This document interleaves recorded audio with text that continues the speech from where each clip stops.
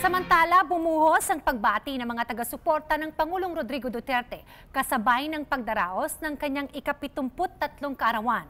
Hindi naman nagpahuli ang mga nagmamahal kay Pangulong Duterte sa lugar na kanyang kinalakhan, ang Davao City. May karagdagang detalye si Jay Lagang ng PTV Davao.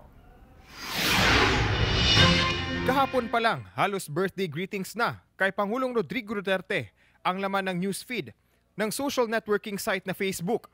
Ngayong araw, bumuhos pa ang mga pagbati sa Pangulo. Kanya-kanyang greetings naman ang ipinaabot ng mga Davaoenyo sa social media. Ang iba, may selfie picture pa sa Pangulo. Isa sa mga bumati, si megastar Sharon Cuneta na nag-alay pa ng birthday cake sa Pangulo. Ang naturang okasyon ay nakuna ni JP Mortel Fahura. Happy birthday to you. Nagpaabot din ng pagbati sa kanyang ama, si dating Davao City Vice Mayor Paulo Pulong Duterte. Nangako naman ng anak na patuloy itong susuporta sa ama sa lahat ng programa nito. Maging si Special Assistant to the President Christopher Bongo ay nagpaabot din ng pagbati sa kaarawan ng kanyang boss. Ayon kay Secretary Bongo, ugali na ng Pangulo ang simpleng selebrasyon sa kaarawan at tanging pamilya lamang ang kasama.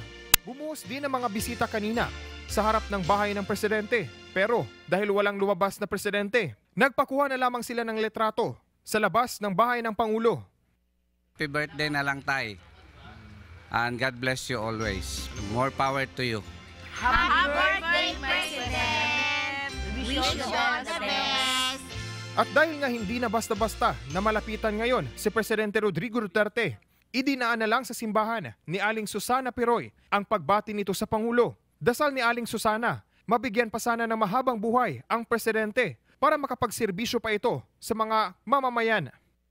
Ang wish ko kay President Duterte nga more power, tapos good health always. Sa Turil, Davao City, idinaan naman sa rally ng mga taga-suporta ni Presidente Duterte ang pagbati nito sa kanyang kaarawan. Nais ng grupo na itulak ng Pangulo ang revolutionary government dahil ito umano ang tanging solusyon sa problema ng bansa ngayon. Kami po ay nagkakaisa na itong 30 million signatures po na nakalap namin para manawagan ng isang democratic revolutionary government.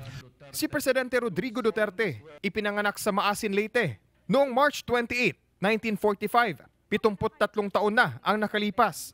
Happy birthday to you! Ngayon na naging Pangulo na ng bansa ang dating mayor ng Davao City, mas marami na ngayon ang umaasa at nananalangin na sana'y mas mabigyan pa ng malusog na pangangatawan si Presidente Rodrigo Duterte nang kanyang magampanan ang kanyang tungkulin bilang lider ng Pilipinas. Jay Lagang, para sa Bayan.